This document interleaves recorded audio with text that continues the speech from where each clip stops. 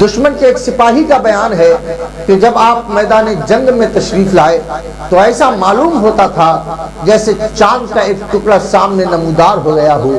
ان کے جسم پر زرہ بھی نہیں تھی بلکہ صرف ایک پارہن پہنے ہوئے تھے۔ شوق شہادت کے جوش سے میدان میں آ گئے اور یزیدی لشکر سے فرمایا، اے دین کے دشمنوں، میں قاسم بن حسن بن علی ہوں، جسے میرے مقابلے میں بھیجنا ہو بھیجو۔ عمر بن سعد نے ملک شام کے ایک نامی گرامی پہلوان جس کا نام ارزق تھا اس سے کہا کہ تم اس کے مقابلے میں جاؤ۔ اس نے کہا میں ہرگز نہیں جا سکتا، بچے کے مقابلے میں جانا میری توہین ہے۔ ابن سعد نے کہا تم اسے بچہ نہ جانو، یہ حسن کا بیٹا اور فاتح خیبر کا پوتا ہے، اس کا مقابلہ آسان نہیں ہے۔ اس نے کہا کچھ بھی ہو میں ایسے بچے کے مقابلے میں ہرگز نہیں جاؤں گا، البتہ میرے 4 بیٹے یہاں موجود ہیں، میں ان میں سے ایک کو بھیجتا ہوں، ابھی 1 منٹ میں وہ اس کا سر کاٹ کے لے آئے گا۔ حضرات، ارزق کا بڑا بیٹا زہر میں بچھی ہوئی قیمتی تلوار چمکاتا ہوا اور بادل کی طرح گرجتا ہوا میدان میں آیا اور پہنچتے ہی حضرت قاسم پہ وار کیا۔ آپ نے اس کے وار سے بچ کر ایسی تلوار ماری کہ وہ ایک ہی تلوار میں ڈھیر ہو گیا۔ آپ نے لپک کر اس کی تلوار اٹھا لی۔ اب ارزق کا دوسرا بیٹا اپنے بھائی کو خاک و خون میں تڑپتا دیکھ کر غصے میں بھرا ہوا سامنے آیا۔ آپ نے پہلے ہی وار میں نیزہ مار کر اسے بھی جہنم میں پہنچا دیا۔ اب تیسرا بھائی غیظ و غضب میں بھرا ہوا آگے بڑھا اور گالیاں بکنے لگا۔ آپ نے ارشاد فرمایا ہم گالیوں کا جواب گالیوں سے نہیں دیتے کہ یہ اہل بیت نبوت کی شان کے خلاف ہے، البتہ ہم تجھے تیرے بھائیوں کے پاس ابھی جہنم میں پہنچا دیتے ہیں۔ یہ کہتے ہوئے آپ نے اسے بھی کھیرے کی طرح کاٹ کے 2 ٹکڑے کر دیا۔ اب ارزق کا چوتھا بیٹا شیر کی طرح گرجتا ہوا حضرت قاسم پر حملہ آور ہوا۔ آپ نے اس کے وار کو بیکار کر دیا اور اس کے کندھے پہ تلوار کا ایسا وار کیا کہ وہ منہ کے بل زمین پہ آ گیا اور پھر پوری طاقت کے ساتھ اٹھنا ہی چاہتا تھا کہ آپ نے اس کے سر کو جسم سے الگ کر دیا۔ جب ہاشمی بہادر نے چند منٹوں میں ارزق کے 4 بیٹوں کو موت کے گھاٹ اتار کر اس کے سارے غرور کو خاک میں ملا دیا تو وہ غصے سے کانپنے لگا اور جن کے مقابلے میں آنا پہلے وہ اپنی توہین سمجھتا تھا اب ان سے لڑنے کے لیے بے قرار ہو گیا۔ ہاتھی کی طرح چنگھاڑتا ہوا اور شیر کی طرح دہاڑتا ہوا میدان میں آ کر حضرت قاسم کو للکارا کہ لڑکے تیار ہو جاؤ، موت تمہارے سر پہ آ گئی ہے۔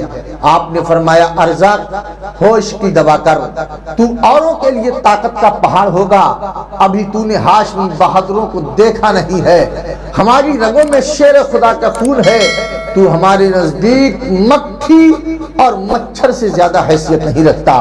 ارزق یہ تانا سن کر اور بھی آگ بگولا ہو گیا اور حضرت قاسم پہ اس نے نیزے سے حملہ کر دیا۔ آپ نے اس کے وار کو بیکار کیا اور پھر آپ نے نیزے سے وار کیا جو خالی گیا۔ اس طرح دونوں طرف سے کچھ دیر نیزہ بازی ہوتی رہی۔ اس کے بعد ارزق نے تلوار کھینچی تو آپ نے بھی اپنی تلوار نکال لی اور پھر اس نے جب آپ کے ہاتھ میں اپنے بیٹے کی تلوار دیکھی تو کہنے لگا یہ تلوار تو ہمارے لڑکے کی ہے، تمہارے پاس کہاں سے آئی؟ آپ نے ہنس کے فرمایا تیرا بیٹا مجھے یادگار کے طور پر یہ تلوار اس لیے دے گیا ہے تاکہ میں تجھے اسی سے موت کے گھاٹ اتار کر تجھ کو تیرے بیٹے کے پاس پہنچا سکوں۔ یہ سن کے ارزق غصے سے اور زیادہ بھر گیا اور حضرت قاسم پہ حملہ کرنا ہی چاہتا تھا کہ آپ نے الحرب خود قتل کے پیش نظر فرمایا ارزق ہم تو تجھے نہایت تجربہ کار بہادر سمجھتے تھے، لیکن تو نہایت اناڑی ہے کہ گھوڑے کی زین کسنے کا بھی سلیقہ تجھے نہیں آتا۔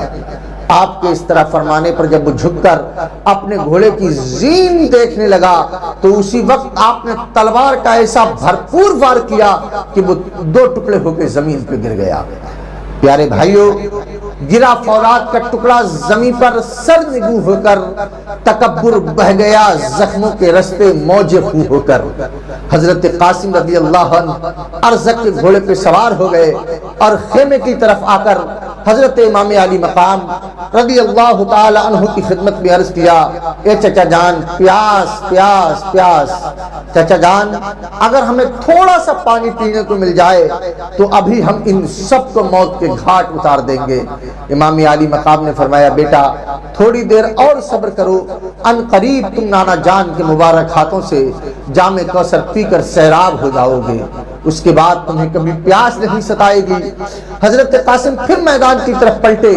ابن سعد نے کہا، اس نوجوان نے ہمارے کئی نامی گرامی جوانوں کو قتل کر دیا ہے، لہٰذا اب اس کے مقابلے میں کوئی بھی آدمی طرح مت جانا، اسے چاروں طرف سے گھیر کے قتل کر دو۔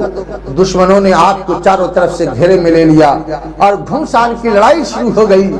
حضرت قاسم کے جسم پاک پہ 27 زخم آئے، آخر میں شیخ بن سعد نے آپ کے سینے پہ ایسا نیزہ مارا کہ آپ گھوڑے سے نیچے گر پڑے اور عرض کرنے لگے، اے چچا جان میری خبر گیری فرمائیے۔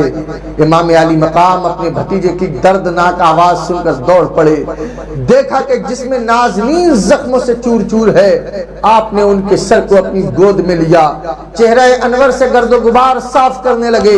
اتنے میں حضرت قاسم نے آنکھیں کھول دی اور اپنا سر امام پاک کی گود میں پا کر مسکرائے، اور پھر آپ کی روح پرواز کر گئی۔